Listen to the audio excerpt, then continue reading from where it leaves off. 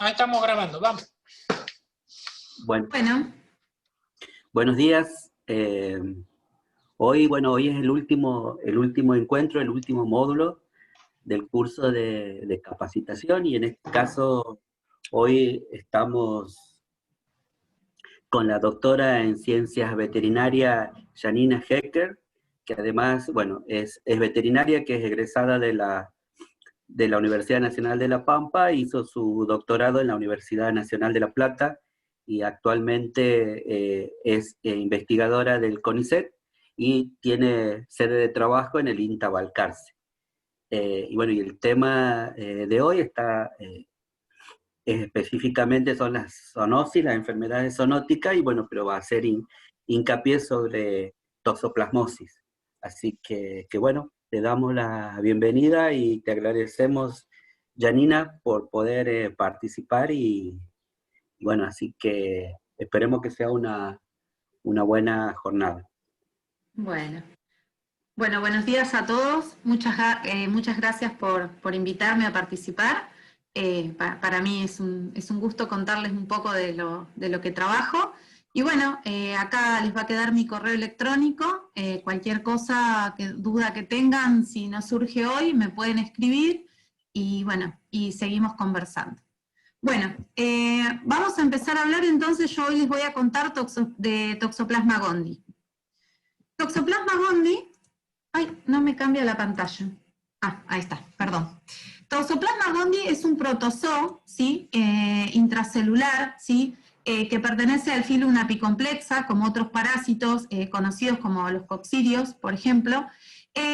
Y básicamente es un parásito que tiene un ciclo de vida heteroxeno, ¿sí? ¿Qué quiere decir esto? Que requiere de dos huéspedes. Un huésped definitivo, que en este caso va a ser el gato, y un huésped intermediario, que va a estar representado por muchísimos animales, o sea, muchas especies de animales. Es un parásito que está extremadamente adaptado y que puede persistir aún en ausencia de un huésped definitivo, perpetuarse en el ambiente. Y resiste mucho en el caso de lo que son los zooquistes, que son los que elimina el gato, que son los que contaminan el ambiente. La bibliografía menciona que pueden persistir, una vez que los zooquistes están en el ambiente, hasta 500 días, ¿sí? Entonces, el huésped definitivo, como dijimos, va a ser el gato, pero también el parásito se ha visto que se elimina en otros felinos salvajes, ¿sí? Entonces, los huéspedes definitivos van a eliminar por materia fecal los zooquistes. Ahora vamos después a ver un poco lo que es el ciclo. Y esos zooquistes van a contaminar el ambiente y van a servir de fuente de infección para otras especies de animales que van a actuar como huéspedes intermediarios. Hoy, básicamente, nos vamos a referir nosotros a lo que son los caprinos. Les voy a contar algo, si vienen cursos de caprinos, también les voy a contar algo de ovinos, y vamos a hacer mención a algo de lo que sucede en el humano, porque toxoplasmosis es una zoonosis de mucha importancia. Se dice que 1/3 de la población mundial está infectada con esta enfermedad, y es una enfermedad que está, vamos a ver después cuando les muestre algunos resultados, muy difundida en nuestro país, ¿sí? Entonces, en los huéspedes intermediarios vamos a encontrar la forma de replicación rápida, ¿sí?, del parásito, que van a ser los taquizoitos, y la forma acantonada o de replicación lenta o de subsistencia del parásito en estos huéspedes, que van a ser los quistes tisulares, que van a contener los bradizoitos. Estos quistes tisulares van a ubicar en tejidos como sistema nervioso, como músculo esquelético, músculo cardíaco, ¿sí?, y músculo ocular, y van a facilitar al parásito la subsistencia en el hospedador, resguardado del sistema inmune, es decir, para que el sistema inmune no lo repela, no lo elimine, y van a poder así persistir durante toda la vida, ¿sí? Acorde a situaciones particulares de inmunosupresión, que ya vamos a ver después, este parásito va a reactivar su infección, ¿sí?, y va a producir la patología, que en este caso, en caso de ovinos y caprinos, como ustedes saben, Toxoplasma gondii es uno de los patógenos reproductivos más importantes en pequeños rumiantes. Y en el ser humano, ustedes saben también que, en el caso de las mujeres embarazadas seronegativas que se infectan durante la gestación, también pueden tener consecuencias muy severas, que van desde las más leves, como problemas oculares en el feto en desarrollo, hasta consecuencias mucho más severas de encefalitis, retinopatías, ¿sí? Hidrocefalia. Es por eso que es importante, además de abarcar la parte productiva, nosotros como veterinarios, sabernos cuidar, ¿sí? Y saber informar al productor, en el caso de que tenga un problema de toxoplasmosis, de lo que significa esta enfermedad, ¿sí? Para el ser humano. No solo es un problema productivo, sino que puede ser un problema grave de salud también para el productor y su familia. Entonces, brevemente hablando de lo que es el ciclo de vida del parásito, ¿sí? No voy a profundizar en las cuestiones, digamos, puntuales de lo que cambia y cómo van sucediendo los cambios en cada huésped, pero lo que me interesa contarles es los periodos, ¿sí? De eliminación y las vías de infección. Entonces, brevemente, el gato va a ingerir los quistes tisulares, ¿sí? ¿Por qué? Porque se alimenta, es carnívoro, ¿no? Estos quistes tisulares van a estar contenidos, ¿sí? En los huéspedes intermediarios. Fuente importante de infección para los gatos van a ser los ratones, ¿sí? Las ratas y las aves. Esto a tenerlo en cuenta por el hecho de, después cuando hablemos de las medidas de prevención, ¿sí? Y también, por supuesto, en el caso de que haya abortos, ¿sí? El gato que tenga la posibilidad de ingerir una placenta de un animal abortado, bueno, se va a contagiar. Estos quistes, ¿sí? Van a entrar en el gato, van a hacer su ciclo, y alrededor de 15 días después del consumo, ¿sí? Se van a producir una serie de replicaciones a nivel de lo que es el intestino del gato, ¿sí? El ciclo sexual o enteroepitelial que se da exclusivamente en el gato, va a tener como consecuencia la eliminación, ¿sí? De los zooquistes. A ver, el gato se puede infectar por quistes tisulares si come quistes, eliminando quistes alrededor de día 4 a 12 posinfección, ¿sí? Pero también el gato se puede infectar por el consumo de taquizoitos, que como decíamos, si hay una placenta abortada, en general los abortos se dan porque se produce una parasitemia, entonces lo que va a estar contaminando la placenta van a ser taquizoitos, entonces también se va a infectar con taquizoitos y también se va a reinfectar con ooquistes que él mismo consuma del ambiente. Pero se menciona que la eficiencia de eliminación de huevos a posteriori del consumo de estos materiales es menor a que si el gato ingiere los quistes tisulares, ¿sí? Básicamente la perpetuación y el ciclo se completa justamente por el carnivorismo del gato. Entonces la principal vía de infección van a ser los quistes tisulares que van a estar contenidos en la carne, ¿sí? En el músculo. Entonces, 4 a 12 días post-ingestión, eliminación de huevos. Y en el caso de que ingieran las otras dos formas de infección, van a tardar un poquito más, 19 a 20 días. Estos zooquistes se van a eliminar al ambiente de forma no esporulada y en condiciones propicias de humedad, de oxigenación y de temperatura, ¿sí? Van a esporular. Que eso alrededor va a suceder 1 o 5 días después. Se dice que las condiciones más propicias para la subsistencia del ooquiste son climas cálidos o templados y húmedos, ¿sí? Y una vez que el ooquiste del parasitario esporuló, el parásito, como les dije anteriormente, va a poder llegar a permanecer contaminando el ambiente hasta 500 días, ¿sí? O sea, que está contaminado el ambiente, por más que saquemos el gato, ya está, ¿sí? Y vamos a ver después lo que sucede, bueno, ahora les comento lo que es el huésped intermediario. Si un ratón, por ejemplo, se infecta, ¿sí? Va a formar quistes tisulares, ¿sí? Y el ratón va a servir de comida para el gato y así se va a perpetuar el ciclo. Acá, en el huésped intermediario, básicamente, cuando estos huéspedes, que entre esos está el hombre, ingieran los zooquistes, esos zooquistes van a entrar al intestino, van a penetrar en la sangre del huésped.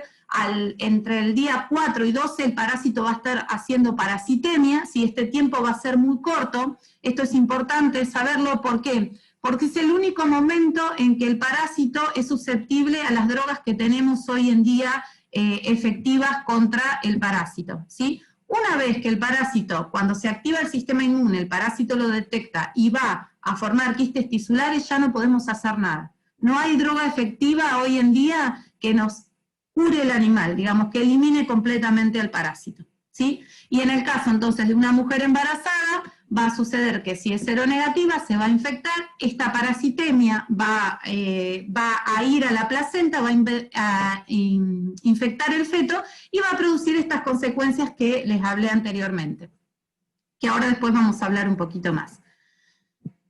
Inmunidad de por vida, lo puse con pregunta, ¿por qué? Porque se decía, sobre todo esto era un concepto bastante arraigado en lo que es producción ovina, que decían animal infectado, animal inmunizado, animal que no aborta más. Esto en cabras no es así, se sabe y es recontra conocido que la cabra no desarrolla inmunidad completa, es mucho más sensible que la oveja, ¿sí?, a toxoplasma, y la cabra vuelve a abortar. O sea, un animal infectado es un animal que tenemos riesgo de que vuelva a tener pérdidas reproductivas.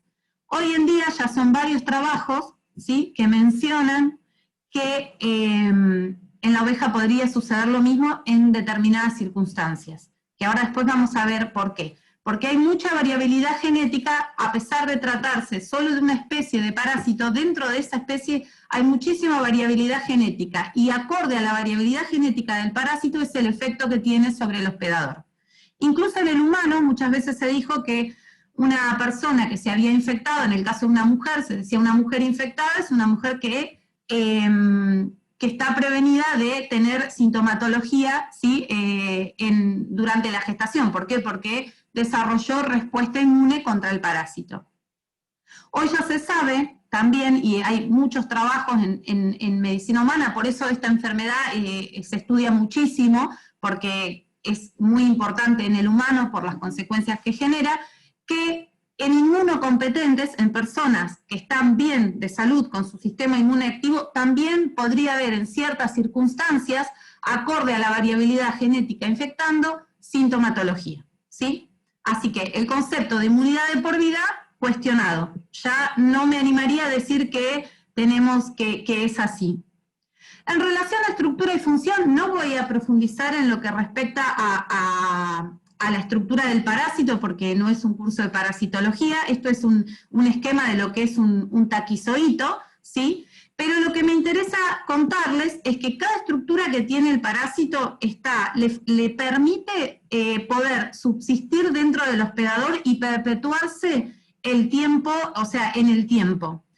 Es importante, en humanos se estudia y también en veterinaria, conocer las estructuras y la función del parásito, porque son como posibles target blancos del tratamiento contra el parásito, ¿sí? El parásito, como les dije anteriormente, es un parásito intracelular obligado, es decir, vive adentro de la célula del hospedador, ¿sí?, dentro de una vacuola parasitófora. Entonces, tiene muchísimos mecanismos desarrollado para poder pasar desapercibido, ¿sí?, del sistema inmune y poder perpetuarse. Y una cosa que se empezó a hablar ya hace unos años y se está estudiando mucho, es que hace un mecanismo similar a un caballo de Troya, ¿sí?, al del caballo de Troya.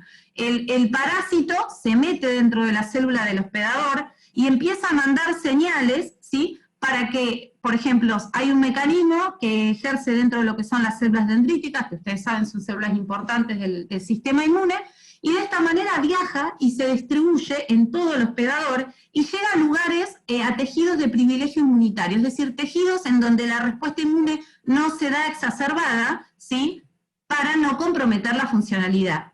Ustedes fíjense lo que les dije anteriormente, ¿dónde hay quistes? En sistema nervioso, ¿sí?, y, por ejemplo, en el ojo, que son tejidos que están resguardados del sistema inmune, ¿sí?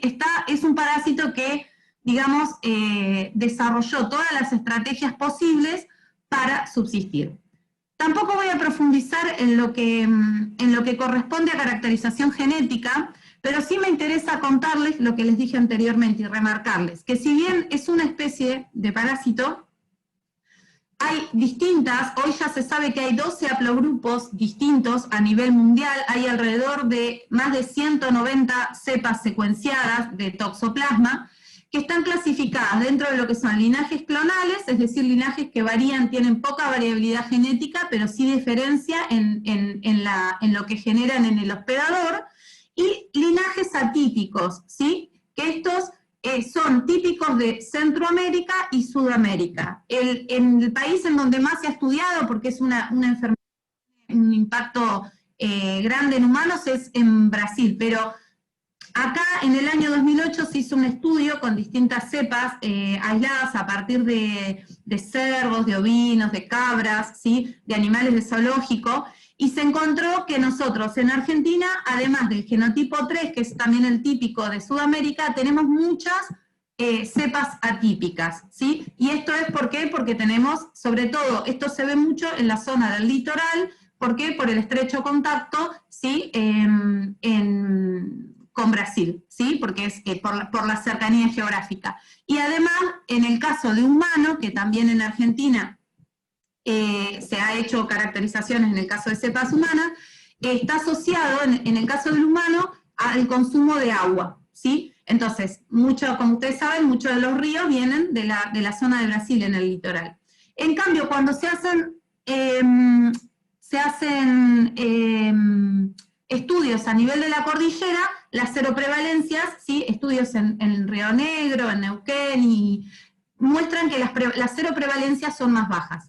Y usted me va a decir, bueno, sí, pero el agua se trata para consumo, ¿se consume agua potable? Sí, pero por más que se haga el ozonizado y el clorado, se sabe que la eliminación de oquistes no es totalmente infectiva cuando las cargas parasitarias son altas. Es un parásito que resiste, ¿sí? La forma de oquiste del parásito, una vez que esporuló, es difícil de eliminarla. Entonces, esto es a modo de resumen, para que no vamos a leer todos los síntomas, pero lo que me interesaba mostrarles era cómo afecta el parásito en distintas especies de hospedadores, ¿sí? Cómo está adaptado, ¿sí? Como les dije anteriormente, hoy nosotros nos vamos a apuntar a ovejas y cabras, porque es un patógeno reproductivo de importancia, y vamos a hacer algunas menciones en relación al humano, por el peligro del contagio que hay hacia el hombre cuando hay problemas en las majadas o en los hatos, ¿sí?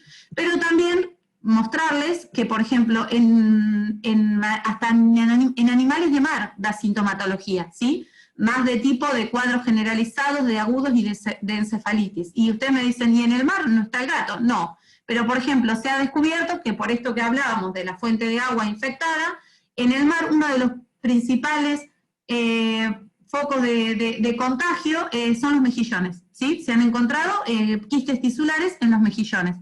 Y así también se ve esto en animales, por ejemplo, se han encontrado cuadros agudos de toxoplasmosis en animales que viven en el Ártico, en osos polares, ¿sí? Entonces, es un parásito, nuevamente, sumamente adaptado y que puede perpetuarse aún en ausencia de un huésped definitivo que complete el ciclo. Entonces, yendo a la patogénesis del aborto, ¿sí? Caprino y ovino, va a ser semejante, pero en el caso del caprino, como dije anteriormente, es un animal que es mucho más sensible, ¿sí? Los cuadros van a ser más espectaculares, ¿sí? Las lesiones que vamos a encontrarnos a nivel de los tejidos van a ser más espectaculares, y básicamente las lesiones que nos vamos a encontrar van a depender del momento de la gestación en que se produzca la infección.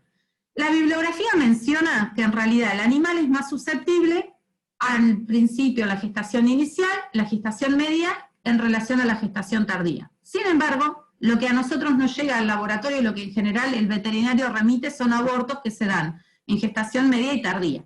Básicamente porque en general, si los abortos dan antes del día 80 es muy difícil encontrarlos, ¿sí? En condiciones de campo es muy difícil, ¿sí? Pero lo que se dice es, lo que uno tiene que pensar cuando piensa en esta enfermedad es que la sintomatología va a variar acorde al desarrollo de la gestación.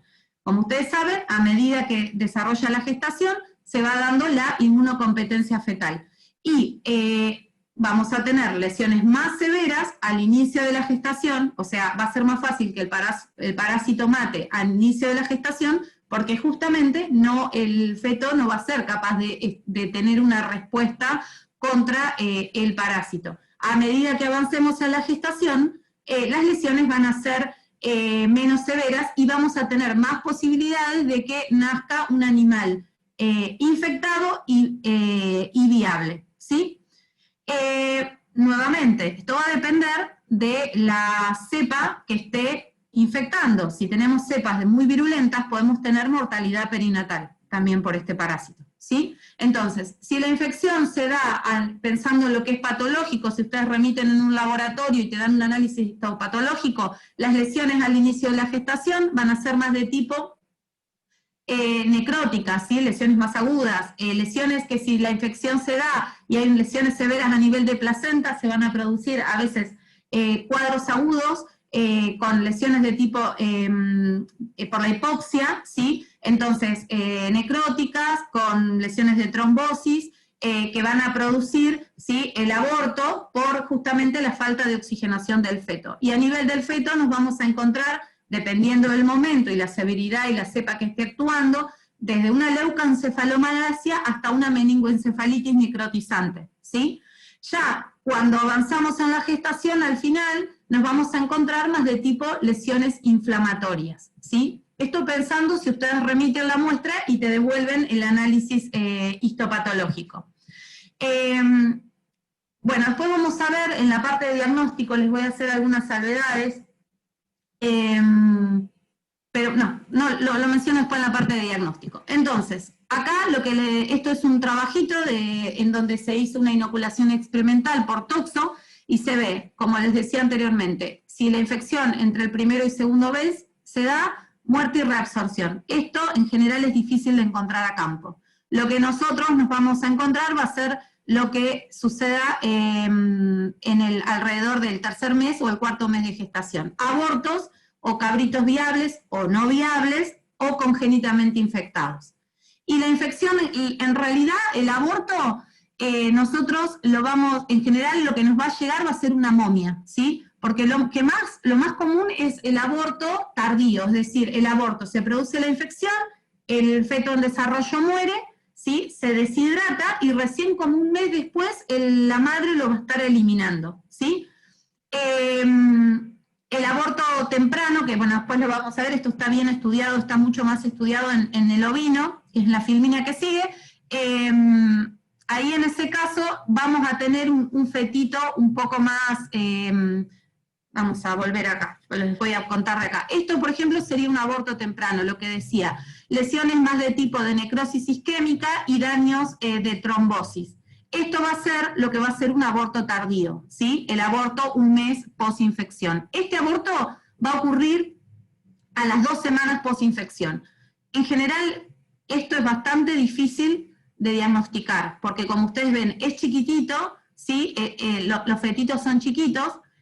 El problema con esto es que tampoco hay anticuerpos, es un aborto que se da de manera tan abrupta, o sea, el animal, el parásito entra, replica, la madre responde y se produce la expulsión, no hay ni anticuerpos, recién aparecen anticuerpos una semana que se produjo el aborto, ¿sí? O sea, nosotros vamos a encontrar el aborto y recién después vamos a encontrar los anticuerpos. Y lo que va a suceder en este caso es que no nos vamos a encontrar ADN parasitario si hacemos una detección molecular en los fetos. ¿Por qué? Porque básicamente el parásito fue tan abrupto y tan virulenta la cepa que estaba actuando, ¿sí?, que replicó en placenta y el daño fue suficiente para producir la muerte fetal. En cambio, cuando tengamos este tipo de muestra, que esto es lo más común, ¿sí?, es lo más común lo que nos vamos a encontrar a campo, que esto es en el caso del ovino, pero es más o menos semejante a lo que sucede en el caprino, vamos a poder detectar anticuerpos en la madre, que nos van a indicar anticuerpos altos, una infección activa, y vamos a poder detectar también ADN parasitario en los fetos abortados, ¿sí? Entonces, estas cosas como para que ustedes tengan en cuenta el diagnóstico. Entonces,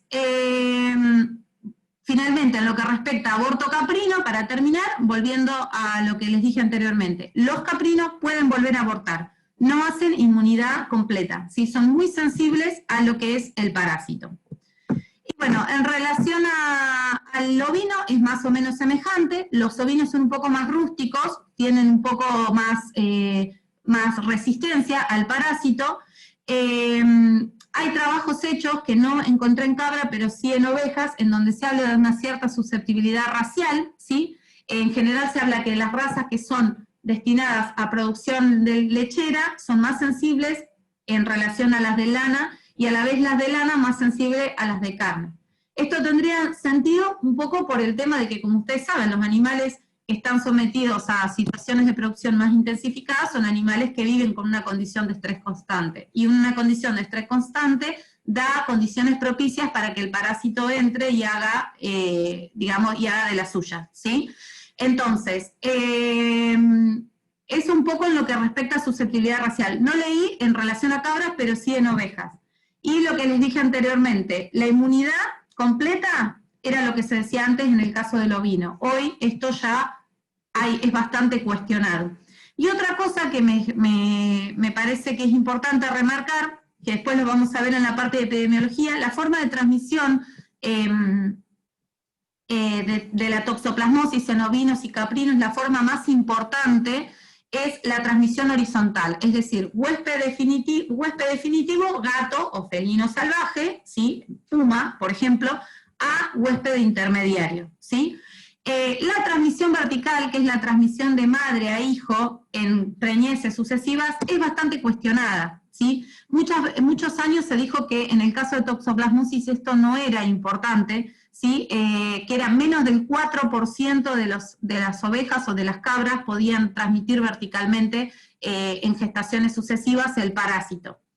Sin embargo, esto nuevamente, ahora con el advenimiento de nuevas técnicas de caracterización genética y se conoce que hay cepas que son muy virulentas y que son distintas a las cepas clonales, se sabe que en determinadas majadas, por ejemplo, se ha encontrado hasta un 66% de transmisión vertical, es decir, que el parásito infecta a la madre aborta a la gestación subsiguiente, la madre reactiva la infección porque no desarrolló inmunidad completa, no va a abortar, pero va a transmitir la infección, ¿sí? A su corderito, ¿sí? Pero esto, les digo, son condiciones particulares. En general, si uno piensa en la enfermedad, tiene que hacerse la idea que el principal modo de transmisión es la infección horizontal. Por eso es muy importante realizar el control, ¿sí? Que después vamos a ver. Cuando hablamos de respuesta inmune, esto no voy a profundizar, es un parásito intracelular, respuesta celular, ¿sí? Por lo cual esto hace que sea difícil el desarrollo de vacunas. Ustedes, como saben, la mayoría de las vacunas estimulan el desarrollo de anticuerpos, y nosotros, el anticuerpo, en el caso de este parásito, es solo efectivo en el momento en que se está dando la replicación en sangre, la parasitemia, que esto ocurre entre el día 5-12. Una vez que el parásito se acantona, forma los quistes, no podemos hacer nada, ¿sí? Entonces, la inmunidad celular, cuando uno piensa en una vacuna, es bastante difícil de desarrollar, ¿sí? Y bueno, y finalmente lo que esto es más o menos, es para modo esquemático, es de un trabajo, pero se sabe, ¿sí?, que la respuesta inmune varía también acorde a la variabilidad genética que tiene el parásito, ¿sí? Los parásitos están adaptados y han desarrollado mecanismos para poder engañar al sistema inmune y perpetuarse, ¿sí? Entonces, por ejemplo, los parásitos tipo 1 se saben, de variabilidad genética tipo 1 del linaje clonal, se saben que dan una muerte en el caso del feto, del feto humano, ¿sí? Pues esto es un estudio de humanos, muerte porque frenan la respuesta inmune celular en la madre, y de esta manera el parásito entra, replica y produce el aborto. En cambio, los parásitos de linaje tipo 2, lo que hacen es exacerbar la respuesta celular de la madre. Entonces, en este caso no se da una muerte en el individuo por replicación excesiva del parásito, sino por una inflamación aguda, ¿sí? Entonces, en resumen, es un parásito muy complejo, no es matemática, digamos, está bien está muy, muy adaptado, y el resultado que veamos va a ser dependiendo de la cepa que esté actuando. Por eso es importante que se remiten muestras al laboratorio y que se hagan estudios de caracterización genética, porque una vez que nosotros conozcamos las cepas que están dando vuelta, podemos en base a eso poder pensar en estrategias de control, ¿sí? Y en el caso de tratamientos y vacunas. Hablando de la epidemiología un poco de humanos, de lo que corresponde a salud pública, entonces, fuente de infección para el humano, agua contaminada con oquistes, carnes mal cocinadas, pescados y mariscos crudos, frutas y verduras mal lavadas, ¿sí? En Europa, una de las principales causas de contagio, el consumo de leche de cabra no pasteurizada, ¿sí? El parásito se transmite por leche no pasteurizada, ojo con eso, el consumo de esto.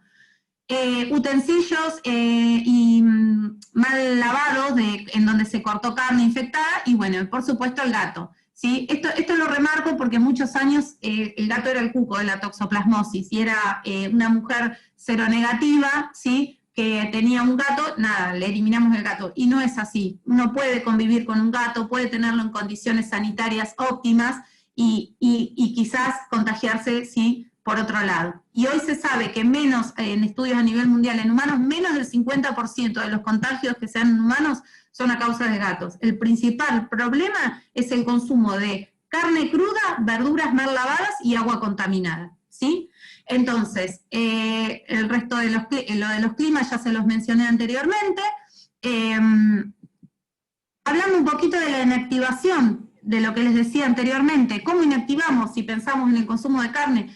Los quistes se inactivan fácil, con una cocción alrededor entre 60 a 70 grados, entre 10 y 30 segundos es suficiente para inactivar el quiste y que esa carne no nos infecte, ¿sí? En relación al congelado también, si congelamos la carne, al menos 3 días, después leí otro trabajo que decía 2 días a menos 20 grados, el freezer que tenemos en casa, también es suficiente para inactivar los quistes. Cuando hablamos de curado, ¿sí? Si pensamos en chacinado, yo no hablé acá del cerdo. En el cerdo en general la infección es asintomática, no da, ocasionalmente da cuadros reproductivos de aborto, pero en general es asintomática, pero el cerdo es una fuente importante de contagios, ¿sí? Entonces, porque tiene muchos quistes a nivel en sus músculos, ¿sí? Entonces, si pensamos en chacinado, que esto se los comento más que nada porque porque todos consumimos, digamos, hay estudios hechos en España que, nada, es uno de los principales productores de jamón crudo, en donde, por ejemplo, se sabe que el curado también inactiva los quistes, pero con una concentración de sal adecuada, ¿sí? Al momento de realizar el curado, y con un tiempo adecuado. Hay un estudio que se hizo en una industria productora de jamones crudos que para inactivar completo el quiste al menos se necesitaron 12 meses de curado con una concentración determinada de sal, ¿sí? Para poder inactivar el quiste tisular. Y si hablamos del agua, que era lo que hablábamos anteriormente, lo que les decía anteriormente, el agua potable está clorada, ¿sí? Está ozonizada y sirve para la inactivación del parásito. Sin embargo, los oquistes, como les dije, son muy resistentes y a veces la eliminación no es completa. La lavandina no es efectiva, ¿sí? Por eso es que también no es 100% efectiva, o sea, limpia, pero no del todo. Entonces, por eso es que también en mujeres embarazadas que son seronegativas, es decir, que nunca tuvieron contacto con el parásito, se aconseja restringir, ¿sí? O extremar las medidas higiénicas al momento de consumir verduras crudas. En relación a prevención, si hablamos de humanos, lo que decía en los gatos, uno puede tener un gato tranquilamente y tenerlo, si pensamos en un gato de una casa, no de gato de campo, ¿no? Porque en el gato de campo yo entiendo que es muy difícil, yo no sé si ustedes vieron la foto que yo les puse cuando, a ver, vamos a volver para atrás, cuando hablábamos de aborto, a ver, no, todavía no, viene después. Es muy difícil en el campo controlar el tema de los gatos y el tema de los roedores, yo entiendo, porque uno en la teoría uno puede probar muchas medidas, pero en la práctica es complicado, ¿sí? Es esta foto que quería mostrarles. Esta es una foto de una majada que fuimos el año pasado a mostrar acá en provincia de Buenos Aires, y esto es común, y yo sé que ustedes me van a decir que es común, el gato tomando agua en la bebida y conviviendo con las ovejas. Entonces, es prácticamente imposible, ¿sí?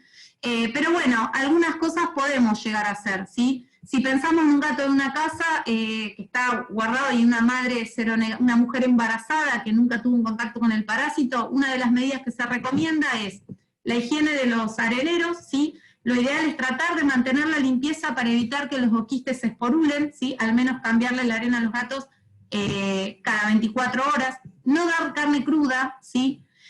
La serología, en el caso de los gatitos, y esto es aplicable también a los de los establecimientos, una serología positiva te puede indicar que el gato está infectado y que tenés que tener precaución. Una serología negativa no te indica que el gato está sano.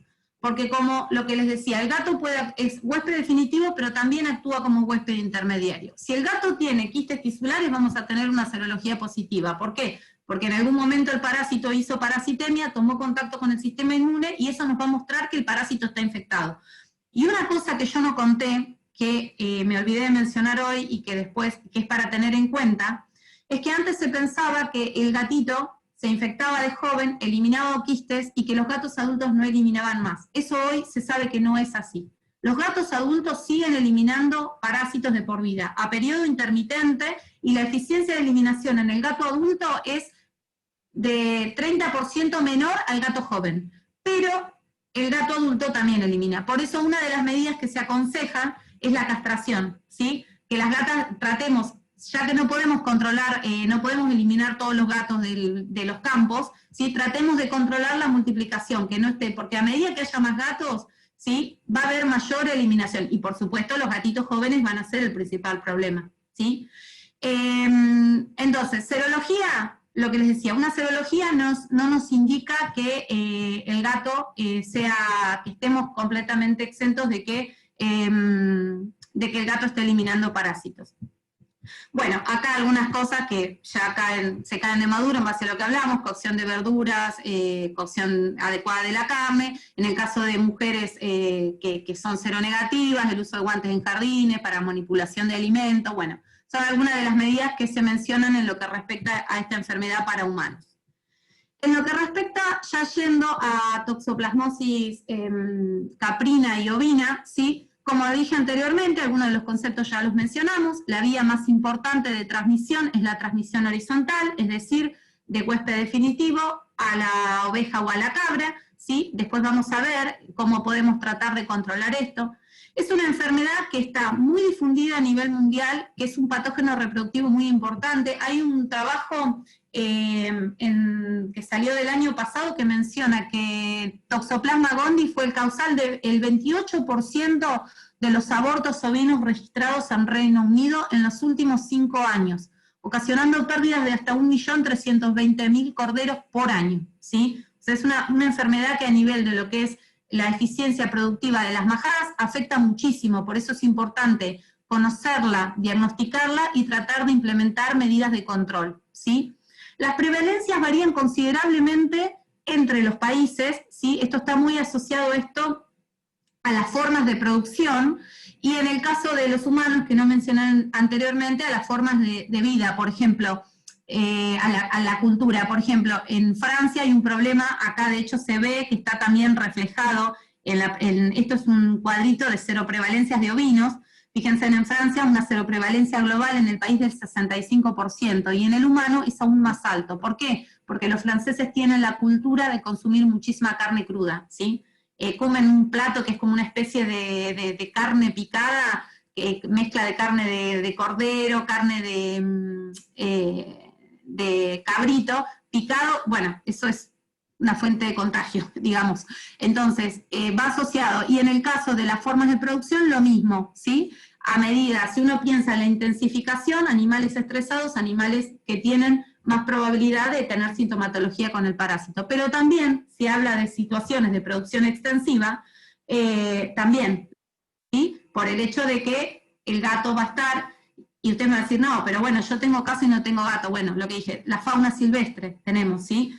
Tenemos los pumas, en el caso nuestro, el gato montés, cualquiera de esos está comprobado que eliminan oquistes y pueden estar contaminando el ambiente, ¿sí? Entonces, tanto la producción intensiva como la extensiva tenemos riesgos de tener la enfermedad. Ahora les voy a contar algunos datos de lo que tenemos hasta el momento en Argentina. básicamente, contarles que lo que respecta a toxoplasmosis caprina son datos cedidos por la gente del AIMPA, del Laboratorio de Inmunoparasitología de La Plata, que viene trabajando hace años en lo que es toxoplasmosis en general, y puntualizan, estudian la parte de toxoplasmosis caprina. Y en lo que respecta a toxoplasmosis ovina, les voy a contar algunos datos de nosotros, de acá de Balcarce, que empezamos a trabajar desde el 2013, empezamos a hacer algunos trabajitos, primero con la idea de conocer un poco, relevar lo que pasaba en la región pampeana, porque lo que pasaba era que si bien se sabía que la toxoplasmosis estaba, no había trabajos de caracterización, no sabíamos qué seroprevalencia tenía, no sabíamos si era un patógeno importante, causal de pérdidas reproductivas, ¿sí? Entonces, de unos años para acá, se empezó a trabajar, y nosotros trabajamos en estrecha colaboración con la gente de La Plata, y bueno, ellos abocan más que nada a la parte de caprinos, y nosotros a la parte de ovinos. Digo esto porque si en algún momento les interesa y tienen muestras para remitir, en general nosotros, en el caso de lo que es ovinos, recibimos muestras de abortos ovinos y los procesamos sin costos. Y la gente de La Plata, como hace estudios de caracterización genética y eso, en general se puede charlar y ellos los van a recibir con los brazos abiertos, y en general no les van a cobrar demasiado porque les interesa mucho a nivel de lo que es conocer la enfermedad y qué pasa en las majadas y en los hatos de nuestro país, ¿sí? Entonces, algunos datos para contarles. En general, la enfermedad, en lo que sabemos hasta ahora, tanto para ovinos como para caprinos, nos hemos encontrado que la seroprevalencia es muy variable dentro entre las distintas provincias, y aún dentro de la misma provincia, dentro de los diferentes sistemas productivos, ¿sí? En general, la forma de transmisión es horizontal, ¿sí? Nos encontramos con seroprevalencias más altas en adultos que en jóvenes, ¿sí? Esto tanto para ovinos como para caprinos. Como para resumirles, porque yo les puse acá datos, pero les voy a hablar básicamente de las seroprevalencias, pero contarles, hay estos hallazgos que son comunes a todos los trabajos, ¿sí? Y después lo que hay es una seroprevalencia, aún dentro de una misma región, muy variable entre los distintos establecimientos. Entonces, por ejemplo, en San Luis, en lo que respecta a toxoplasmosis caprina, se hizo un trabajito que es del año, creo que esto era del año 2016, que no lo puse acá, pero bueno, en donde se encontró sobre 389 ceros analizados, una seroprevalencia de casi el 20%. En Salta hay dos trabajos que me pasó la gente de La Plata, uno del año 2019 y uno del año 2020. Fíjense la variabilidad.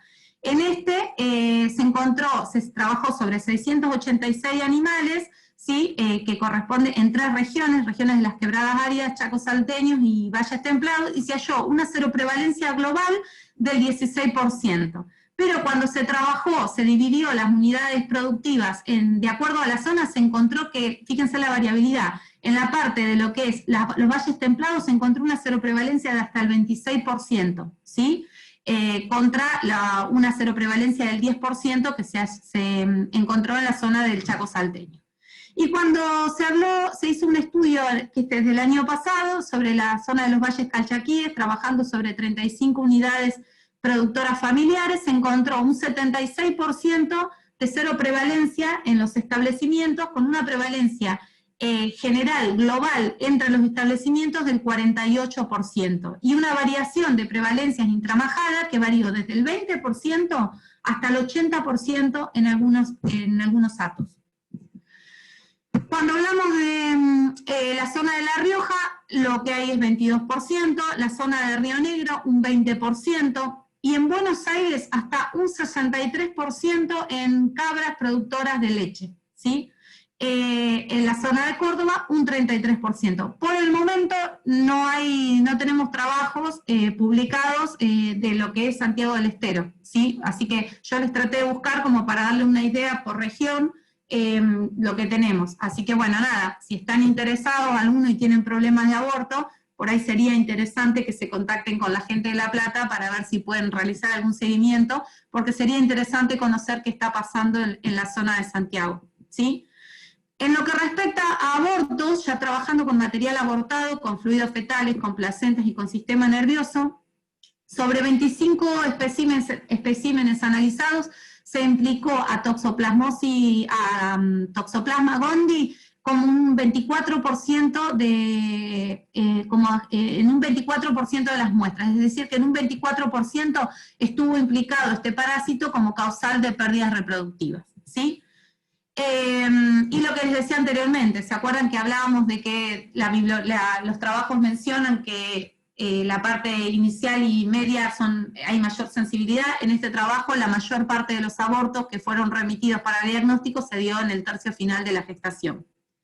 Cuando hablamos de toxoplasmosis ovina, tenemos los trabajitos que tenemos hechos hasta el momento. El primer trabajo se hizo en el año 2013 sobre majadas lecheras y nos encontramos una cero prevalencia del 17.3%. Y en el año 2018 se publicó un trabajo en un seguimiento que se hizo en una majada de carne en donde se encontró una prevalencia de un 10%. En el año 2018, lo que les dije anteriormente, si bien se sabía que no se había confirmado, se logró confirmar el primer caso de aborto por toxoplasmosis en una majada de la provincia de Buenos Aires, que tenía una cero prevalencia del 40% los animales que tenían problemas, y se asoció la cero prevalencia de los animales a los problemas reproductivos, ¿sí? En el año 2016 obtuvimos un PICT, un proyecto para subsidio para investigación, y con la idea de profundizar y conocer un poco más de esta enfermedad, además de toxo, trabajamos en neospora y en clamidia, en majadas bovinas. Pudimos hacer, en el caso de lo que es producción de leche ovina, gracias al contacto y a la ayuda de la gente de la ley ovina, de la producción de la ley ovina de provincia de Buenos Aires, tuvimos acceso a un banco de sueros de 1079 sueros, y nos encontramos una prevalencia del 54% de toxoplasmosis, pero me interesa que vean esto. En algunos establecimientos tuvimos prevalencias de hasta el 90%, ¿sí? En general, en estos establecimientos, la enfermedad son establecimientos que tienen problemas reproductivos, pero la enfermedad no ha sido diagnosticada, ¿sí? Entonces uno le preguntaba, se hizo una encuesta en este trabajo, y le preguntaba al productor, ¿tienen problemas por toxo? Y te decían no. Pero resulta que después, cuando iban a ver los números y los índices productivos, te encontrabas con menos cantidad de corderitos al momento del destete, y con preñeces que habían sido diagnosticadas, ovejas que fueron diagnosticadas como preñadas al momento de la ecografía, y que cuando llegaban al parto no tenían el corderito, ¿sí? Entonces, es un problema a nivel de los sistemas productivos, que está subdiagnosticado, pero que está y que genera pérdidas económicas importantes, ¿sí? En lo que respecta a carne, lo mismo, ¿sí? Cero prevalencia, esto sobre 446 sueros analizados, esto fue hasta el año pasado. Este año, con esto de la cuarentena, no pudimos recibir, no pudimos procesar, hay sueros pendientes para procesar. Pero lo que me interesa contarles de acá, de este grafiquito, es lo que les mencionaba anteriormente, cómo varía, ¿no?, el comportamiento de la enfermedad de acuerdo a la zona, que es más o menos lo que sucede en humanos.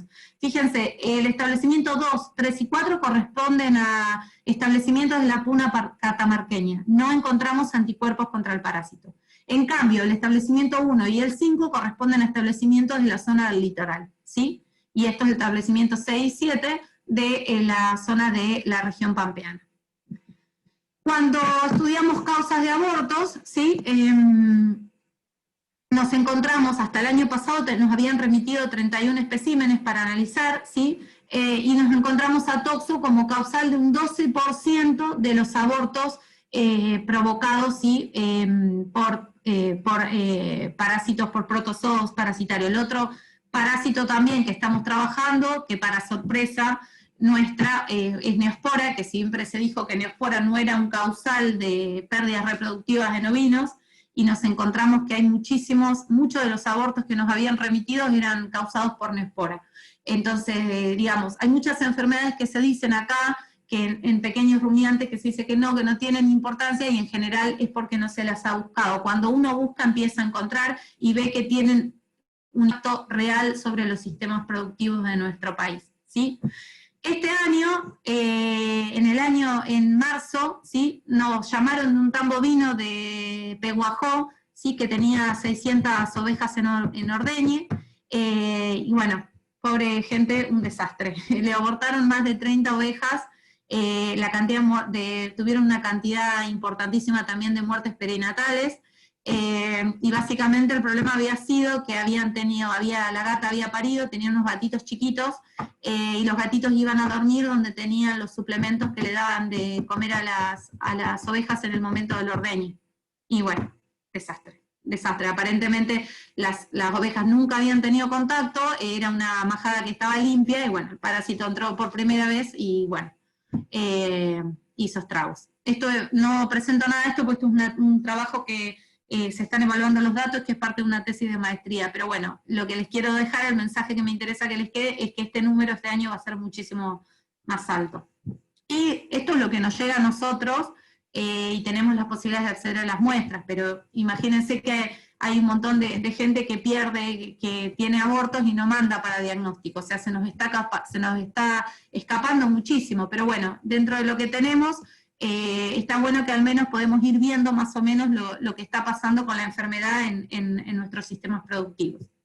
En relación al diagnóstico, bueno, acá algunas lesiones no voy a profundizar, pero bueno, después si ustedes quieren yo les dejo la presentación. Estas son las lesiones que nos vamos a encontrar, de acuerdo también, tengan en cuenta lo que hablamos, de acuerdo al momento de la gestación en que se produzca la pérdida.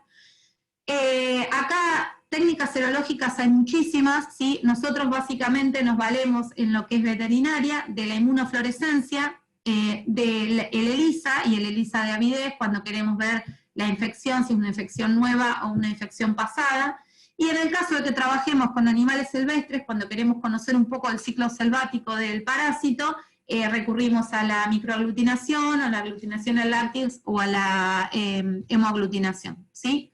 Y esto es la manera indirecta, es decir, buscamos anticuerpos, buscamos lesiones compatibles. La manera directa es detectando, básicamente, logrando el aislamiento del parásito. Esto se puede hacer, no es lo más sencillo y requiere una estructura determinada en un laboratorio. Esto lo hace la gente de La Plata, ¿sí? Nosotros, de hecho, cuando nos remiten abortos y nos llega material fresco, mandamos a la gente de La Plata porque ellos tienen como un banco de cepas y hacen estudios genéticos. Entonces la gente de La Plata tiene muchísima experiencia y hace años que trabaja en la parte de aislamiento, pero bueno, esto no se hace en un aislamiento, en un laboratorio de rutina, ¿sí? El microscópico, el parasitológico, esto básicamente para el gato, ¿sí? Nuevamente, no es fácil de detectar quistes en la materia fecal del gato. ¿Por qué? Menos del 1% de eficacia de detección hay, se puede lograr mejorar un poquito este porcentaje con métodos de concentración de técnicas de recuento de oquistes en laboratorio, pero es bastante bajo. ¿Por qué? Porque el parásito elimina intermitentemente, ¿sí? El gato. Entonces, bueno, es bastante difícil de realizar el diagnóstico en el gato. La inmunohistoquímica, que va a ser en el caso en que encontremos lesiones compatibles, como las lesiones compatibles de aborto por toxo son muy semejantes a la que produce Neospora, ¿sí? Una forma de confirmar el diagnóstico es recurrir a la inmunohistoquímica, marcar, ¿sí?, con anticuerpos específicos para el parásito y ver cuál de los dos protozoos está causando la pérdida. Y bueno, y después la PCR, ¿sí?, la técnica de diagnóstico molecular. Hoy ya está la PCR convencional y está la PCR en tiempo real, y también las distintas técnicas que te permiten el genotipificado, como el análisis de microsatélites o el PCR y corte por enzimas de restricción. Básicamente lo que nosotros tenemos disponibles en Balcarce, a nivel de lo que es serología, trabajamos con inmunofluorescencia, tenemos histopatología, tenemos la inmunohistoquímica puesta a punto, y también realizamos las técnicas de detección molecular. La gente de La Plata, en lo que respecta a toxoplasmosis caprina, hace algo semejante, solo que ellos tienen la posibilidad de hacer aislamiento, y bueno, y también como La Plata tiene un laboratorio, ellos tienen un laboratorio de diagnóstico parasitario general, también en el caso de trabajan con gatos y buscan quistes y tratan de aislar parásitos a partir de materia fecal de gatos, ¿sí? Bueno, ¿por qué es importante realizar el diagnóstico y control de esta enfermedad en nuestros gatos y en nuestras majadas? Porque es una enfermedad que da pérdidas directas, ¿sí?, de cordero, leche, de madre, y pérdidas económicas indirectas, que están relacionadas al periodo vacío de la oveja, a lo que nos lleva el costo de diagnóstico, y a lo que nos lleva el costo de tratamientos en el caso de que hagamos algún tratamiento. Y porque básicamente es una zoonosis, es una fuente de contagio para el humano, ¿sí? Entonces, ¿qué herramientas tenemos nosotros cuando pensamos en el manejo en control de esta enfermedad? Básicamente, el manejo, ¿sí? Tratamientos, que vamos a ver que la eficacia es variable y que sirven, recuerdo lo que les dije anteriormente, no tenemos un tratamiento efectivo para eliminar los quistes tisulares una vez que está el parásito acantonado. El tratamiento es solo efectivo en el momento de la parasitemia.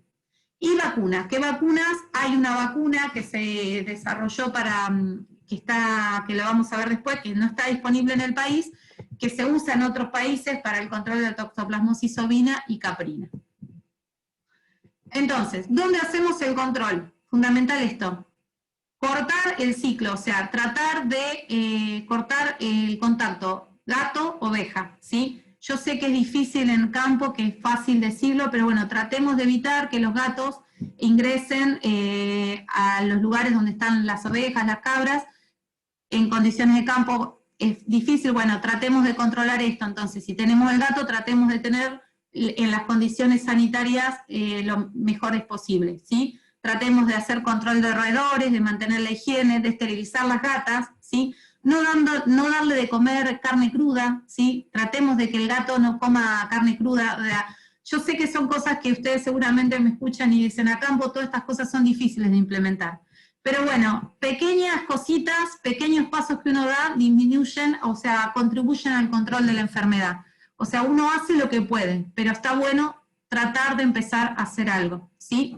Entonces, y bueno, en el caso de lo que es respuesta inmune, ovino infectado, animal que genera inmunidad, esto sería para las majadas ovinas. Para los atos caprinos, ya como les dije, esto no es así. Pero bueno, también es entendible que uno si tiene una seroprevalencia alta en un ato, uno empieza a trabajar, tiene una seroprevalencia alta, yo no les puedo pedir que eliminen todos los animales seropositivos. Lo ideal sería que si la seroprevalencia es baja y tenemos algunos animales seropositivos, tratar de a poco de ir sacándolos del ato. Pero bueno, esto es acorde a cada establecimiento, ¿sí? Y en establecimientos donde la seroprevalencia es alta, no nos queda otra más que aprender a convivir con la enfermedad.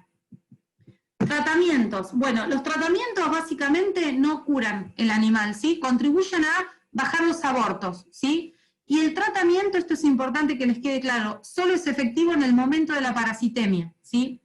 El problema de los tratamientos es que son tratamientos largos y que en general se usan drogas que también se usan para el tratamiento de coccidios. Entonces, podemos llegar a tener con el tiempo un problema de resistencia. Entonces, como la eficacia es variable, uno tiene que cuestionarse si vale o no vale la pena. En situaciones como esta que les conté, de la majada esta de Guajó, el productor trató de implementar un tratamiento sobre corderitos, ¿sí? Porque básicamente estaba desesperado y porque se le estaba muriendo todo, ¿sí? Pero bueno, hay que poner en una balanza a ver el costo-beneficio, ¿sí? Como son tratamientos largos, son también tratamientos caros. Los tratamientos en general, si uno piensa en hacer un tratamiento, lo va a tratar de hacer en las hembras gestantes alrededor del día 80-110. ¿Por qué en esta fecha? Yo no hablé hoy porque no me quería profundizar demasiado en la parte inmunológica, pero ustedes recuerden que en la hembra gestante, que esto sucede en la mujer, sucede en la vaca, la oveja, la cabra, al final del tercio inicial de la gestación se da un cambio, un switch inmunitario natural que hace que la madre no reconozca como extraño al feto y que el feto pueda desarrollar tranquilamente en el útero materno hasta el momento del parto. Este switch inmunitario es un cambio de una respuesta de tipo más celular a una respuesta de tipo humoral. ¿Por qué? Porque justamente lo que decíamos, la respuesta celular es la efectiva contra el parásito, ¿sí? Pero es la respuesta que es agresiva, es una respuesta inflamatoria aguda que si se desencadena me va a dar lesiones en placentas, me va a afectar la oxigenación y me va a llevar a la muerte fetal. No va a ser el problema del parásito, sino va a ser el problema de la respuesta inmune. ¿Qué pasa? El parásito y sucede lo mismo con Neospora, ¿sí? Con Neospora caninum, el parásito detecta cuando este switch inmunitario, este cambio de respuesta inmune celular a humoral que se da a mitad de gestación, y ¿qué pasa? La respuesta humoral, lo que decíamos, no es efectiva contra el parásito. Entonces, si el parásito está acantonado, ¿sí? Va a replicar, va a dar parasitemia, ¿sí? y va a producir el aborto. Y en el caso de que sea una hembra que es seronegativa, que nunca estuvo en contacto con el parásito va a entrar y va a encontrar las condiciones propicias para replicar y para diseminarse por todo el organismo del hospedador, llegando al feto y provocando el aborto. Es por esto entonces que los tratamientos, si se aplican en animales gestantes, se tienen que dar alrededor entre el día 80 a 110. Y son tratamientos preventivos, ¿sí? No curativos. Me interesa que les quede claro ese concepto. Y en relación a corderos, y en animales gestantes yo acá les puse una tablita, pero como ven son las mismas drogas que se usan para coccidio. Se usa monensina, la salocil, sulfametaxina, y en general son tratamientos largos que van desde el día 80 hasta el momento del parto, y la eficacia es variable, ¿sí? Y en relación a lo que es corderos, ¿sí? Esto es, yo pongo corderos porque tenía la presentación para ovinos, pero es lo mismo, uno podría pensar para cabritos. Se podría usar el toltrasuril, ¿sí? Y se podría dar, por ejemplo, una dosis al momento del nacer, 20 a 40 miligramos por kilo 2 veces, hasta los 15 días posinfección, suponiendo que el cabrito, si nace seronegativo y tenemos una infección importante en el ambiente, ¿sí? Le podemos dar para que evite la formación de quistes. Y se ha visto que hay una reducción en la formación de quistes tisulares, pero que el animal aún así sigue siendo seropositivo. Y finalmente, de vacunas, como esta enfermedad es de importancia en humanos, el enfoque del desarrollo de vacunas, tiene 3 enfoques. Por un lado, tratar de reducir o prevenir la infección congénita en ovejas, ¿sí? Y en mujeres, que es donde, y estaría la cabra acá también, en donde es un patógeno reproductivo importante, en donde hay una vacuna que está disponible en Reino Unido, en Francia, en Nueva Zelanda, que es una vacuna viva, que está hecha en base a una cepa que se aisló de un cordero abortado y que se pasó en cultivos celulares y perdió la capacidad de formar quistes. Es decir, una cepa viva que ingresa, estimula la respuesta inmune del hospedador, que es la respuesta de tipo celular, porque hace un ciclo semejante a lo que hace un parásito vivo wild type, digamos, un parásito vivo normal, digamos, un toxo normal, y después no se enquista. El sistema inmune se activa y lo mata, ¿sí? Entonces esta vacuna en estos establecimientos se da 3 semanas previo al servicio y tiene una buena eficacia. Y además se ha evaluado la eficacia de esta vacuna también en lo que es la prevención y la reducción de quistes tisulares, que es el otro enfoque que hay también en lo que es producción, pensando en que son animales de producción que van destinados al consumo humano, ¿sí? Cortando la cadena de contagio con el humano. Lo que pasa que tampoco se usa en el mercado, no se está permitida para el uso de majadas y atos para prevención de lo que es la transmisión transplacental y los abortos, pero no para lo que es reducción de formación de oquistes por tratarse de una vacuna viva. Y bueno, como ustedes saben, las vacunas vivas son bastante cuestionadas porque siempre existe un riesgo de reversión de virulencia, porque son bastante difíciles de manipular en condiciones de campo, en general tienen poca vida media. Entonces, la única vacuna que hay es esta y es una vacuna viva y no está disponible acá. No hay vacunas para humanos, no hay vacunas para animales de consumo, ¿sí? Y no hay vacunas para gatos, tampoco tenemos una vacuna. Hay trabajos tendientes al desarrollo de vacunas inactivadas, ¿sí? En el caso del gato, la idea sería que evitar o reducir la eliminación de oquistes, ¿sí? Pero no hay nada disponible. Se publicó en algún momento una vacuna que era en base a bradizoitos, ¿se acuerdan que era la forma de replicación lenta del parásito? Que eran aisladas de ratón, ¿sí? Y que se vacunaba el gato, y esos gatos se largaban después, se largaron en un establecimiento que producía cerdos, ¿sí? Y se evaluó la infección y la formación de quistes tisulares en cerdo, y se vio una reducción, ¿sí?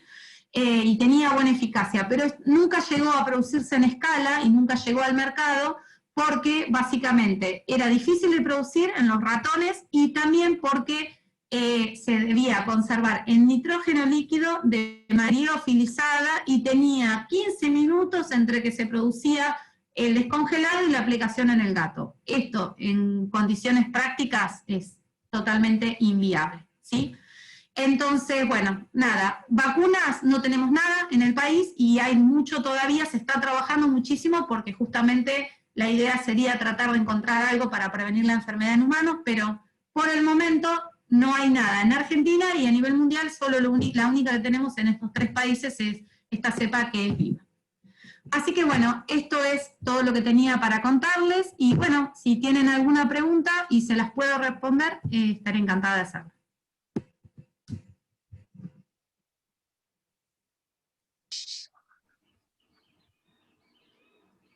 Hola, bueno, Ah, muchas gracias, Janina. ¿Ah? sí, Y bien. ahí, Matías, tiene una pregunta para hacer. Ujú. ¿Sí? Buen día, ¿qué tal? ¿Me escuchan? Sí, ¿qué tal? Buen día, Matías, ¿cómo estás? ¿Cómo andás, Yanina? Mira, te quería hacer una consulta. Yo conozco el caso que nombraste de Pehuajó, yo trabajé ahí, en ese tambo, y Ujú. conozco al productor. Como decís vos, la verdad Sí, que lo que pasó fue catastrófico. Terminaron abortando muchísimas más ovejas. sí, Creo que sí, llegaron como sí, a 130 abortos. sí. Lo que te quería preguntar es, las ovejas que no abortaron en el primer contacto, ¿pueden abortar en la próxima aparición? Eso por Mira, un lado. Sí, sí, te respondo eso si querés. dale. Lo que es lo que te decía, si vos me preguntás en condiciones prácticas y dejando de lado las cosas que yo te conté de que hoy aparecen reportes de que hay excepciones, yo pensaría que sí. La gran mayoría de los animales van a estar inmunizados, ¿sí? Eh, hay un trabajito del año 2013 de un brote de abortos en una majada de Estados Unidos que está bueno porque está bien, o sea, se hizo un seguimiento durante 3 años. Ellos vieron que tuvieron el aborto y el segundo año siguieron teniendo. No le abortaron una cantidad de animales, pero le abortaron un 30%, o sea, tenés. Pero bueno, quizás entre la tercera gestación o la cuarta gestación sí ya tenés inmunidad porque en casos como este de Pehuajón, donde la seroprevalencia va a ser altísima, vos no le podés pedir al productor, que es lo que yo decía, o sea, lo ideal, lo que yo puedo contarles ideal, lo que dicen los libros es una cosa, pero a campo uno tiene que, en general lo que termina pasando es que aprendés a convivir con la enfermedad y tratás de tener, o sea, pequeños cuidados como esto que decía, hacer lo que está a tu alcance. Bien, bien.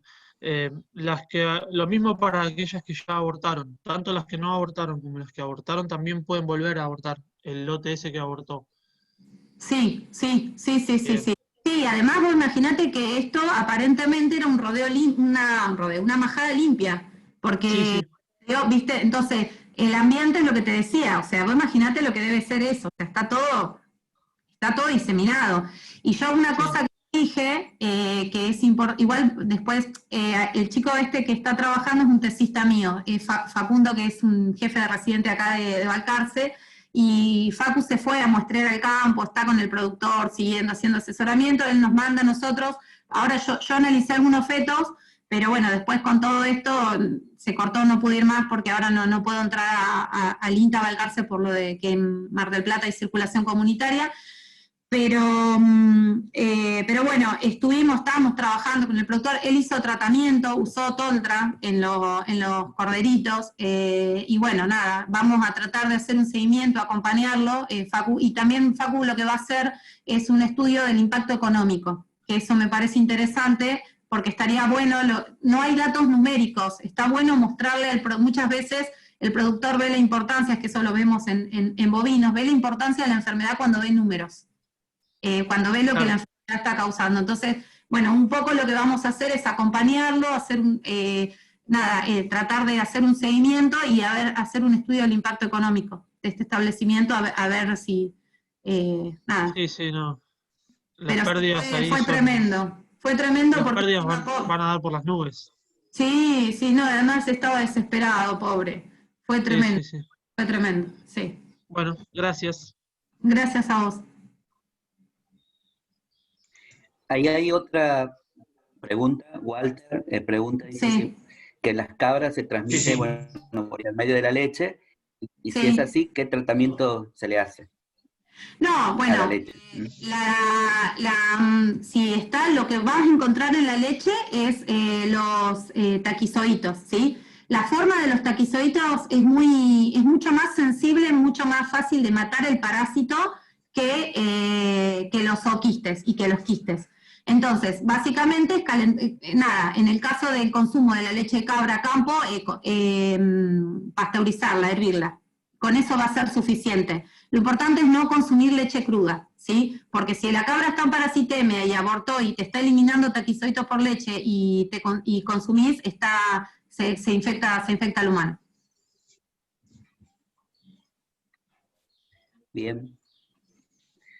¿Alguna otra pregunta?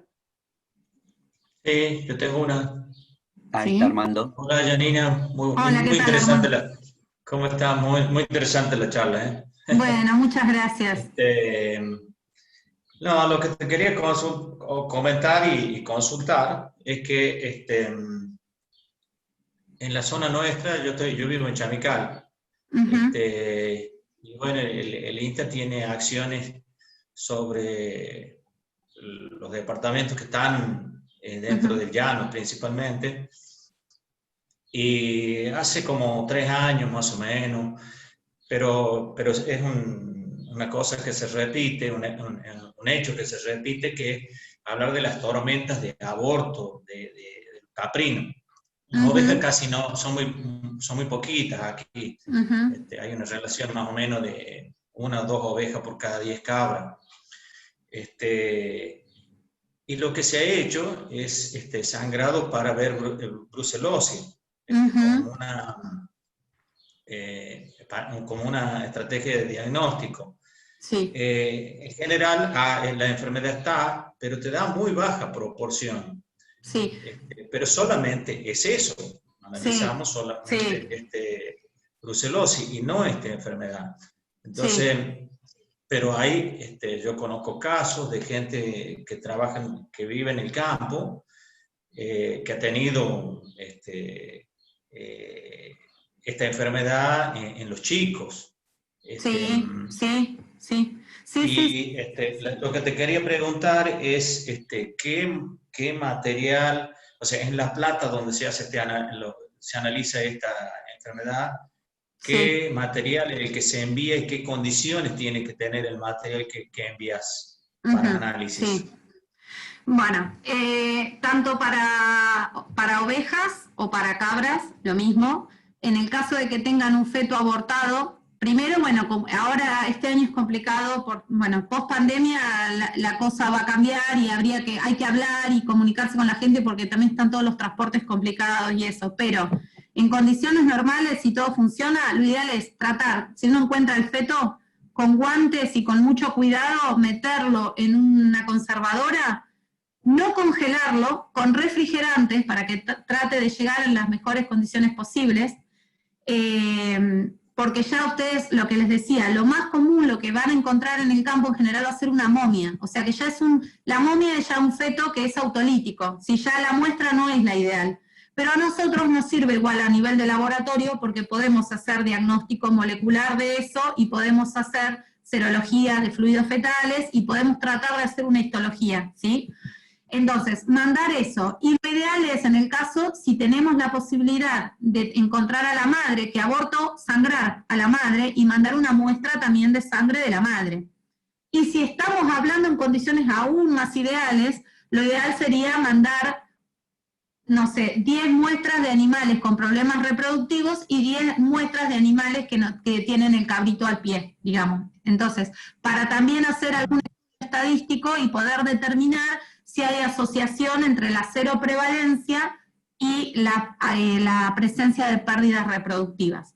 Entonces, sería el suero y el feto abortado. Nunca congelado el feto. ¿Por qué esto es importante? Porque cuando uno hace diagnóstico, y esto lo hacemos en Balcarce de rutina y también se hace en La Plata, uno tiene que descartar otros patógenos reproductivos, como dijo usted bien recién, brucela. Entonces, para lo que es cultivo bacteriológico, tenemos que tener material fresco, no nos sirve el material congelado, ¿sí? Entonces, lo ideal es mandar el feto en refrigerado y para su estudio. Y nosotros, ya les digo, hacemos serología, histopatología y bueno, y la parte molecular. La gente de La Plata hace lo mismo. La gente de La Plata más que nada entonces con la parte de cabras y nosotros con la parte de ovejas. Bien. Tengo otra consulta más. Disculpe si hay otro que quieren consultar. No, la otra, como yo veo de esto, que tiene, al ser el gato una mascota, y esto hay una relación muy fuerte en la zona rural con esto. Y no es fácil modificar estas cosas porque tiene que ver con afectos. Sí. Sí. Y como tiene que negociar el técnico con el que cuida los animales o el que vive de los animales, si ustedes han hecho algún esfuerzo de capacitación para ese grupo de gente, porque lo que uno detecta es que yo a través de una charla como esta, yo no soy veterinario, pero tengo lectura desde antes e interés en esto. Es que no basta que le diga un técnico, es que hay que buscar como estrategias particulares de enseñarle al tipo para que él detecte cómo es el tema, que no es una imposición del técnico, decirle, che, no, llévate los gatos de acá, u otra forma difícil o dura de decirle, sino que pasa por prepararla a esa gente, que sabemos, no va a ser secundaria, ni va a ser la universidad, ni mucho menos. No. O sea, está como está, pero además que le sirve para su familia hacer todo eso, ¿no? Sí. Bueno, nos pasa lo mismo, es el mismo problema, ustedes como saben, con Neospora. Y que Neospora es un patógeno importante en vacas, abortivo. Y el Neospora, el huésped definitivo, es el perro. Y es imposible sacar al perro del campo, porque en el campo está el peón de campo con su perrito, y sucede también lo mismo en el caso de si hay problemas en una majada, el perro, acá se usa muchísimo el border para manejar las majadas en los campos. El gato lo mismo. A ver, es difícil decirle... Pero yo creo que hay que entrarle por el lado de pequeñas cosas, lo que decía. Por ejemplo, vos no podés evitar que tenga el gato, ¿no? Pero bueno, si tiene una gata, tratá de aconsejarle que la castre. Si le da en algún momento algún suplemento, alguna cosa al animal, en el caso, por ejemplo, de cabras lecheras, que trate de tener esas bolsas de suplemento guardadas en un lugar en donde los gatos no entran. Por ejemplo, no sé, se me ocurren cosas así. Tratar de evitar... que el gatito, o sea, es difícil por esto que también yo les decía, de que también los gatos salvajes también eliminan, entonces es difícil. Pero bueno, tratar de que no llegue al lugar donde está, o sea, tratar de tenerlo en la casa, si está, que esté en la casa, y que no llegue a la parte donde están las ovejas. No sé, aconsejarle. Contarle también al productor lo que pasa con la mujer embarazada, o sea, aconsejarle, por ejemplo, en el caso de que tenga un problema reproductivo y la mujer está embarazada, decirle, che, que vaya al hospital y que se haga un análisis, porque a veces no se hacen los controles, y vea, porque si llega a ser negativa, puede estar en riesgo no solo las cabras o las ovejas, puede estar en riesgo tu mujer, entonces, tu bebé. Agarrarlo por ese lado, qué sé yo, tratar de tener la mayor higiene posible, ¿sí? De mantener los establecimientos limpios para evitar el ingreso de roedores, tratar, lo que les decía que parece pavo, pero que el gato trate de comer alimento, no darle carne cruda, que el gato no vaya a cazar, que trate de tenerlo en la casa. ¿Por qué? Porque otra cosa que yo no dije, pero las aves son sumamente resistentes a toxo, pero tienen una infección altísima y son también una fuente de contagio, ¿sí? Entonces, si el gato está con hambre, anda y por ahí va y se come el pajarito, no tenés rata, se comió el pajarito y vino y se te metió en donde tenés las cabras y te hizo desastre. Digo, tenés el gato, hablar, decirle, bueno, tenelo, castralo, tenelo en tu casa, hablarle por ese lado, porque yo entiendo, o sea, en lo ideal uno puede contarle mucho cuento, pero pero hay que ir a lo práctico. Y otra cosa que yo creo que nos falta, y que por eso es importante profundizar en eso, en hacer estudios económicos. Mostrarle al productor cuánto está perdiendo por la enfermedad.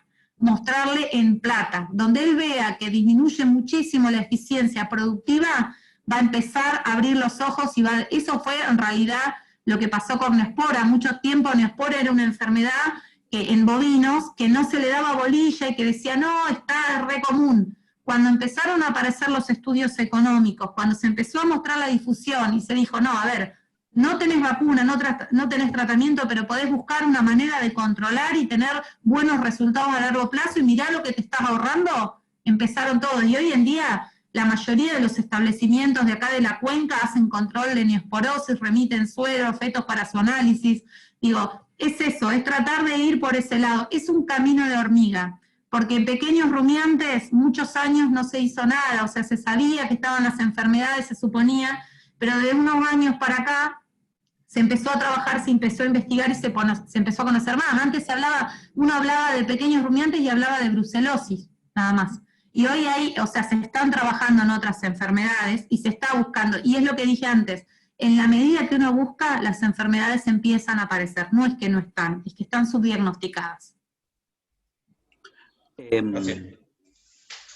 Me parece también que habría que abordarlo desde un problema de salud pública, porque totalmente, digamos, cuando uno lo habla así con alguna gente, uno se va o encontrando con gente que tiene, digamos, que dice que tiene toxoplasmosis, qué sé yo, y por ahí en los hospitales públicos, no sé si no quieren pasar o la información, los datos, o no hay una base de datos, ¿no? Como para reflejar por ahí la importancia, digamos, que tiene la enfermedad en los humanos.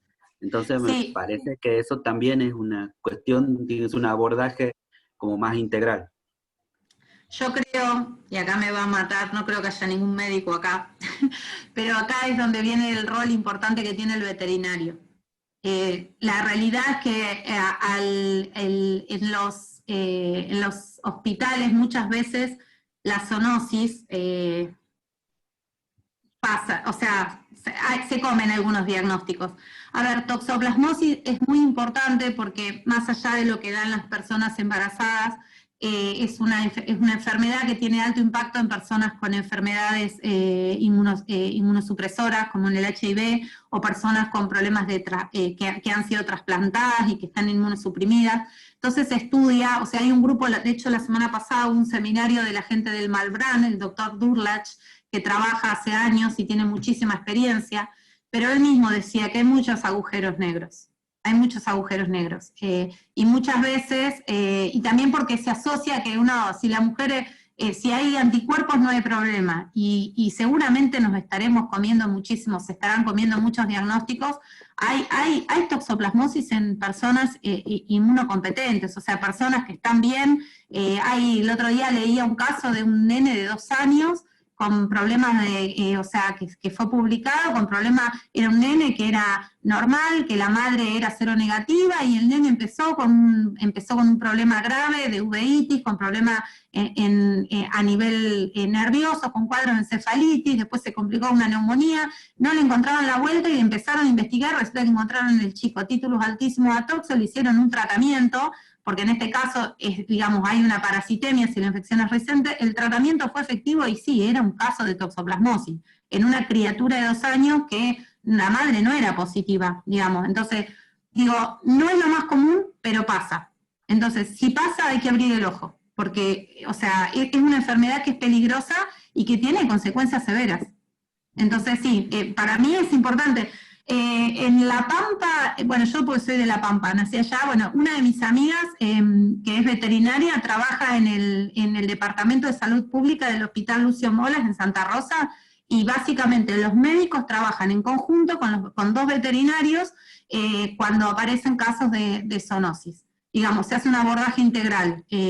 Por un lado el médico trata al paciente, por otro lado el veterinario acompaña a la familia y digo, para este tipo de enfermedades me parece, coincido con lo que decís vos, Marcelo, creo que hay que hacer un abordaje integral. El veterinario juega un rol importante en dar la información al productor.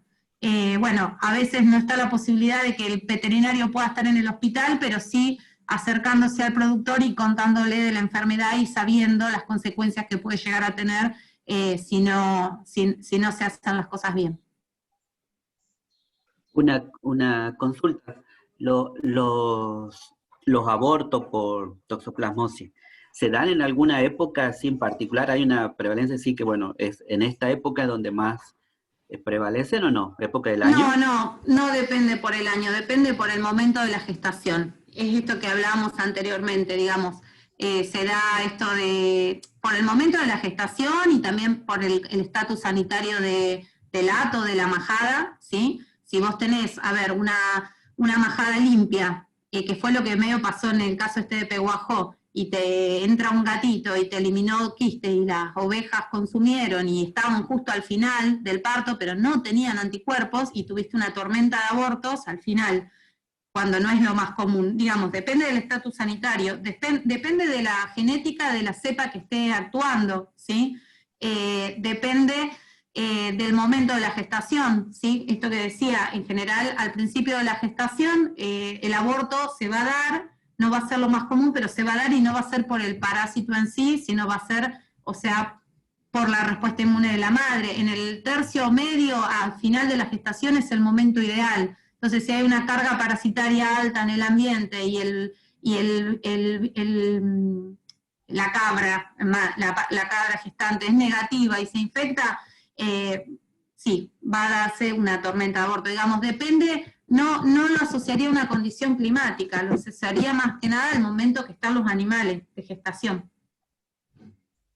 Lo del clima y eso está más que nada asociado a lo que les mencioné, a la subsistencia de los oquistes en el ambiente y a los estudios que hay de seroprevalencia hechos, en donde que tampoco son hipótesis que se manejan, pero tampoco es, digamos, que uno puede poner las manos en el fuego y decir que es así, pero se dice que en climas templados y húmedos el parásito sobrevive mejor en el ambiente. Bien. Una información, o me había quedado yo como algo erróneo, creía que el perro también era hospedero. Es hospedador intermediario, hospedador. Perro. Intermediario, o sea que es como la oveja, como la cabra, como el humano, sí. Igual es bastante cuestionado el rol del perro, porque yo no hablé acá, pero se habla que hay algunos animales que tienen resistencia genética. Por ejemplo, en la vaca no da nada toxoplasmosis, ¿sí? Se han hecho estudios y se encuentran oquistes en animales de matadero, quistes tisulares, en animales de matadero, y hay menos del 2% de los animales que están infectados, que se encuentran quistes de toxo en vaca, por lo cual la vaca se considera que es bastante resistente. Se han hecho inoculaciones experimentales, tampoco se ven abortos, digamos, con toxo. Pero el perro se ve en cuadros de encefalitis y eso se había diagnosticado en algún momento. Lo que pasa que a partir de que apareció Neospora, esto empezó a ser cuestionado si realmente estos casos eran de encefalitis por toxo o si era Neospora, porque antes a Neospora al principio se la confundió con toxoplasmosis. Entonces, no es o sea, es huésped intermediario, pueden haber oquistes, pero no es importante. Y lo mismo pasa en el gato. En el gato, digo, elimina oquistes, cuando elimina oquistes el gato es asintomático, ¿sí? Los gatitos chiquitos o los animales que sufren, por ejemplo, una inmunodeficiencia felina, pueden llegar a tener síntomas, pero en ese caso no son síntomas porque está eliminando oquistes, sino que está haciendo una parasitemia porque era huésped, se está comportando como huésped intermediario. Pero son los menos, no son tan susceptibles como lo mismo sucede con lo que les conté antes del cerdo, ¿sí? Ocasionalmente pueden aparecer síntomas. En el perro, que lo que digo, ¿es toxo o es neospora en el perro? Eso es así. No es un patógeno importante para ese animal. Bien, gracias. Bueno, ¿alguna pregunta más o...? Abuso de la oportunidad, Janina. Si no hay otra pregunta. Sí, vamos Armando. Vamos. Sí, Armando. No, es de cultura general. Está aceptado de que COVID es zoonótico, y si es así, ¿COVID? COVID-19, eso ya es una enfermedad zoonótica. Sí, en realidad... Por eso dije que no tiene nada que ver con Toxoplasma. No, mira, yo no trabajo en virología, pero lo que sé, porque lo que he hablado una amiga que trabaja en virus y que estuvimos conversando, que los coronavirus que están en bovinos, que es en lo que se trabaja acá en Balcarce, no son los mismos. No son los mismos que el virus SARS que está provocando el COVID. Y tampoco se sabe, o sea, se está estudiando, a ver, se están haciendo estudios de linaje genético para ver en qué momento se produjo el salto, supuestamente, de los animales. Pero, digamos, no sé si lo llamaría una zoonosis hoy, porque los coronavirus que están en animales no son los mismos que el SARS-CoV, que está provocando la pandemia. Así que, pero bueno, toco de oído y bueno, y si alguien sabe más, no hay problema. Gracias. De nada. Bueno, si no hay ninguna otra pregunta,